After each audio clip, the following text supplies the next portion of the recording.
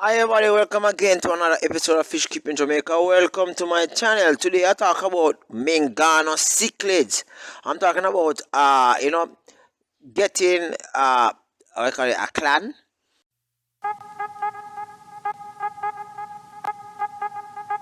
a breeding stock up and running.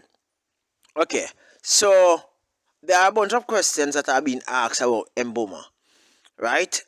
Some of these questions can be answered wholesale, meaning that you can answer like for the category of Mbuma cichlids, and it can be applied. However, there are some questions that um, it has to be split according to the type of Mbuma that exists. There's this saying that all Mbuma cichlids are mouth builders, but not all mouth builders are Mbuma cichlids, right? Some Mbuma cichlid, for example, Maingano, they will mature and ready to actually breed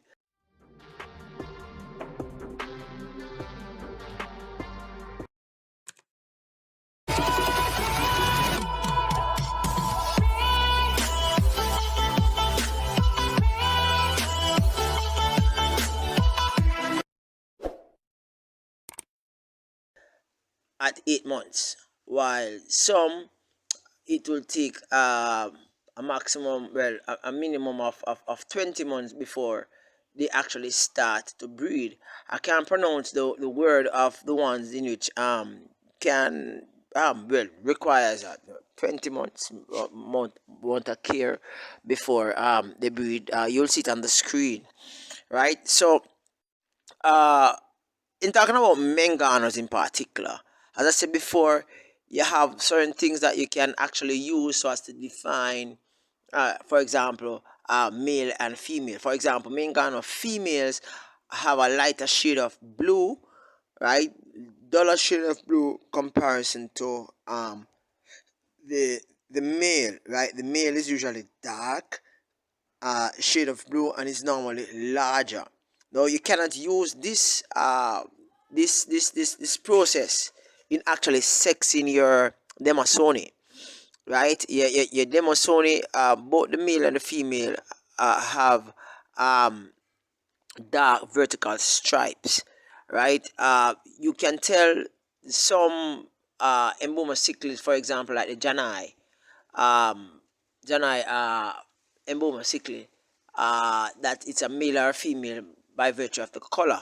For example, the Janai cichlid would the male would have a yellowish type of look, with the vertical stripes, yes, and the females would have more like a purplish lightish blue color, instead of the, the, the, the pale blue like the Mangano, right?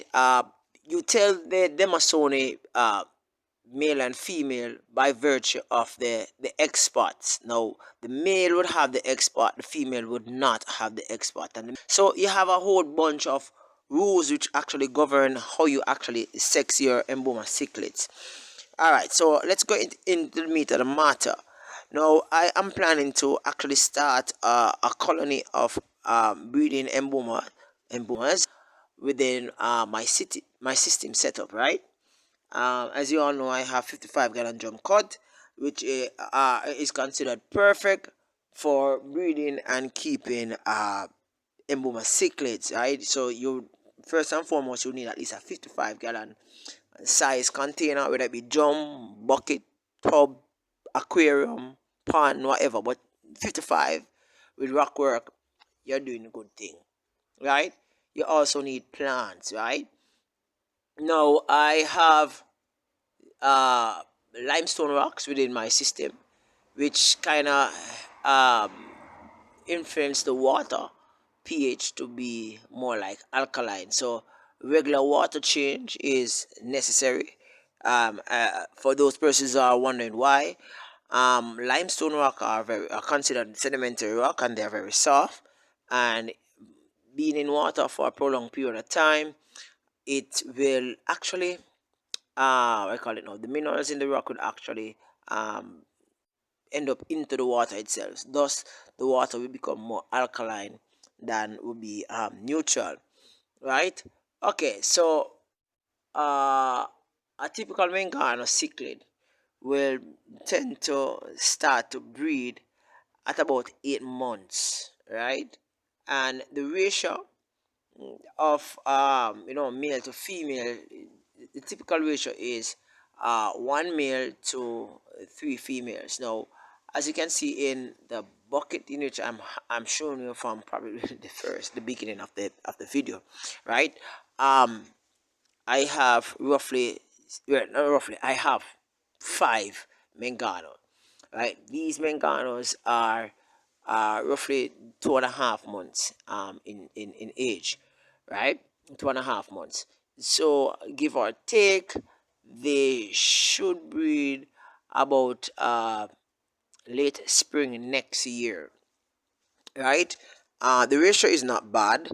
It is, I think I have 2 males and 3 females. It should be 1 male to 3 females, but it can go on, in the sense that it's not like I only have 1 female.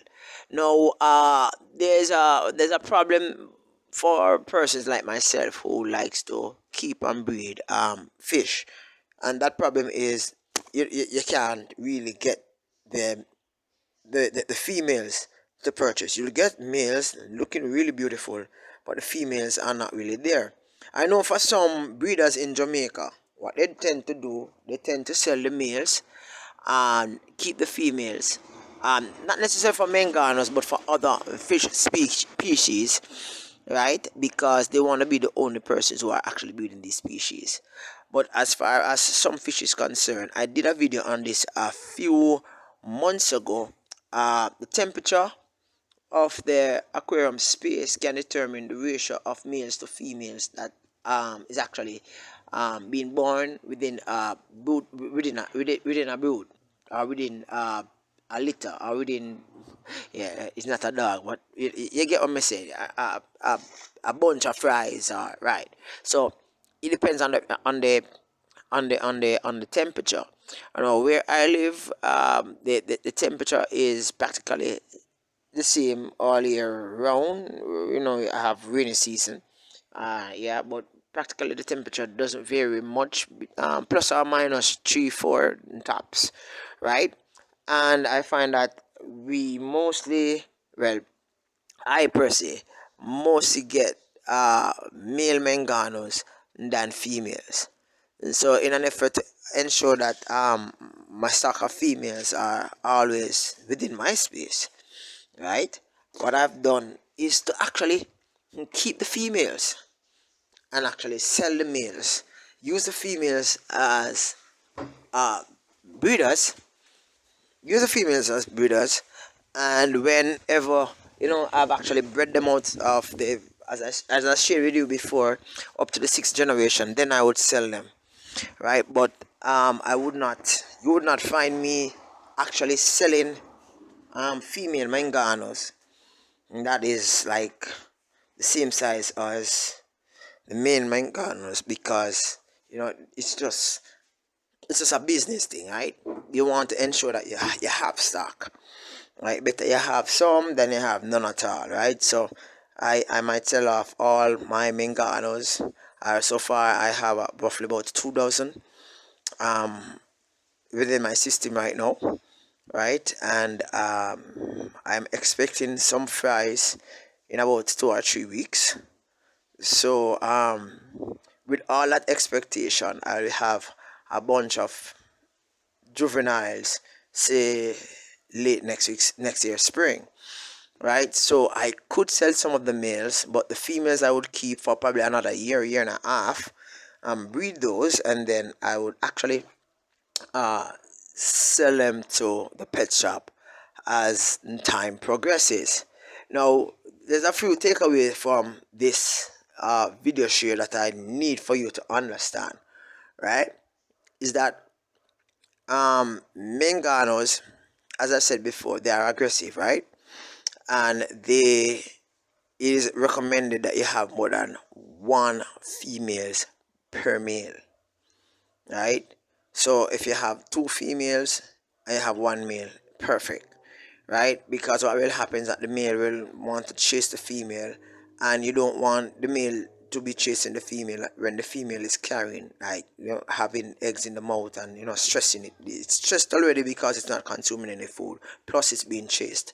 That will actually give rise to premature release of the flies in the mouth, and those are not really ready for swimming, and they will ultimately die, right? So coming back to the Maingano story now, the temperature range, if it's too high or too low without the range, within the specified range of what is recommended, you'll find that they will survive, but the breeding will actually be decreased, right? Fish will survive outside of the natural temperature range that is being suggested, but it's just some things might not happen as how you would want them to happen. Fish keeping. All right, so I won't stress this share much longer. All I have to say is that I'm having a new colony up and running. I have an old one that's roughly about nearly 2 years old, and hopefully I can get some more fries out of those before I actually sell them. Peace out, guys. Catch you next time, and I'll give you an update as soon as possible. Bye bye for now. Peace out.